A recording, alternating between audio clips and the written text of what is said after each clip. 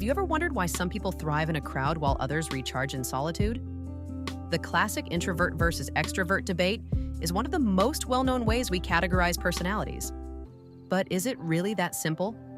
Does being one or the other truly define who you are, or is there more to the story? Introverts are often seen as reserved, introspective, and thoughtful.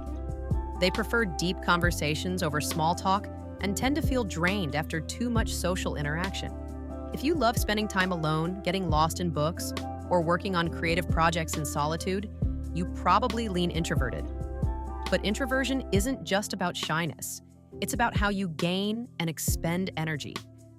Socializing isn't necessarily unpleasant, but it requires effort, and alone time is essential for recharging. On the other hand, extroverts are energized by social interactions. They thrive in busy environments, enjoy meeting new people, and often think out loud rather than processing thoughts internally. If you love big gatherings, are quick to start conversations, and feel drained when alone for too long, you likely have extroverted tendencies. Extroverts don't necessarily dislike solitude, but they recharge by being around others. But here's the twist. Most people aren't purely introverted or extroverted. Many fall somewhere in the middle, known as ambiverts. Ambiverts have a balance of both traits depending on the situation. You might enjoy socializing, but only in certain settings, or prefer alone time, but still crave connection. Ambiverts can adapt, sometimes leaning more extroverted in group settings and more introverted when alone. So, what determines where we fall on this spectrum? Biology plays a major role. Research suggests that introverts and extroverts process dopamine, the brain's reward chemical, differently. Extroverts are more responsive to dopamine, making social interactions feel more stimulating and rewarding. Introverts, on the other hand, can feel overstimulated by too much external input and prefer quieter environments. But upbringing and life experiences also shape our tendencies.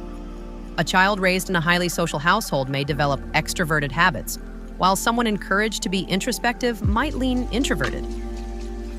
Cultural factors play a role too. Some societies value extroversion, while others prioritize introspection and quiet strength. Can you change? This brings up an interesting question. Can an introvert become an extrovert or vice versa? The short answer is yes, but only to a degree. Personality is partly genetic, meaning your natural tendencies will always be there. However, people can develop behaviors that lean more introverted or extroverted based on their needs, environment, or personal growth. For example, an introvert might train themselves to be more social for work or personal goals, but they'll still need alone time to recharge.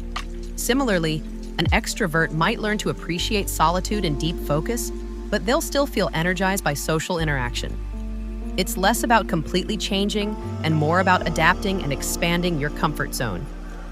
Understanding where you fall on this spectrum can help you work with your natural tendencies instead of against them. An introvert might schedule alone time before a big event to avoid burnout, while an extrovert might seek out group activities to stay motivated. Relationships can also benefit from this awareness.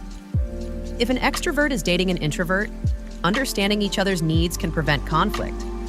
An extrovert might see an introvert's desire for alone time as rejection, while an introvert might feel overwhelmed by an extrovert's social energy. Recognizing these differences allows for compromise. At the end of the day, introversion and extroversion aren't strict categories. They're fluid traits that can evolve over time. Life experiences, career changes, and personal growth can shift where you fall on the spectrum. Instead of forcing yourself into a box, embrace what makes you feel the most balanced. So, do you think you're more introverted, extroverted, or a mix of both? Let me know in the comments, and if this discussion made you think, don't forget to subscribe. There's always more to uncover about what makes us who we are.